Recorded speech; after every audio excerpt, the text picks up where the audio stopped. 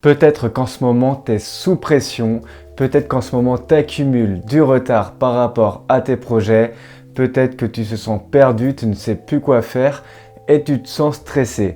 Et le stress, par rapport à tout ça, tu as trois réactions.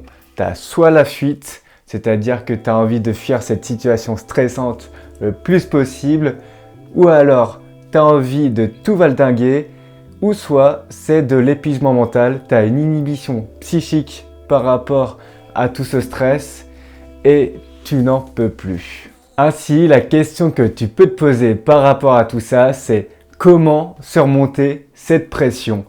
Et pour ça, il va falloir que tu travailles en pleine conscience. Alors, qu'est-ce que ça veut dire travailler en pleine conscience? En fait, travailler en pleine conscience, c'est focaliser son attention sur le moment présent, que ce soit ta réflexion ou que ce soit en termes de sensations par rapport aux problématiques que tu puisses avoir dans le futur. Il y a plein d'études qui démontrent que la pleine conscience, ça augmente le bien-être au travail, ça augmente la performance, ça augmente la relation que tu as avec tes collègues. Pourquoi? Simplement car le fait de travailler en pleine conscience, ça permet de focaliser son attention sur le moment présent, ça augmente ta concentration et en plus, ça permet de diminuer son jugement envers soi-même. Alors la question que tu peux te poser maintenant, c'est comment travailler en pleine conscience sans être adepte de la méditation ou des exercices de relaxation. Alors tout d'abord, la première chose à faire, c'est de prendre conscience de sa respiration, c'est la première étape.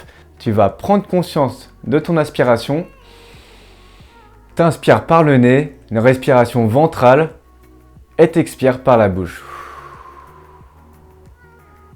Tu fais autant de cycles qu'il faut jusqu'à que tu te sentes détendu, que tu te sentes reposé et relaxé. Après avoir fait l'exercice de respiration, la deuxième étape, ça va être de focaliser son attention sur le moment présent par rapport au futur. Par exemple, au lieu de te dire que tu vas accumuler du retard si tu n'accomplis pas telle tâche, tu vas plus te focaliser ton attention par rapport à comment je peux résoudre ce problème maintenant. Grâce à cette question, tu vas vraiment focaliser ton attention sur le moment présent car c'est grâce au présent, grâce à nos actions présentes qu'on dessine notre futur et par conséquent qu'on dessine notre performance et nos résultats. Mais là, la question que tu peux me dire, c'est « Ouais Nico, c'est cool tout ça, focaliser son instant sur le moment présent, mais je ne sais pas quoi faire car j'ai la deadline qui approche, mon concours approche, je dois rendre mon rapport d'ici peu de temps, les clients sont derrière moi. Nico, qu'est-ce que je peux faire ?» Alors si tu me suis sur Instagram, tu verras que cette réponse te semblera familière,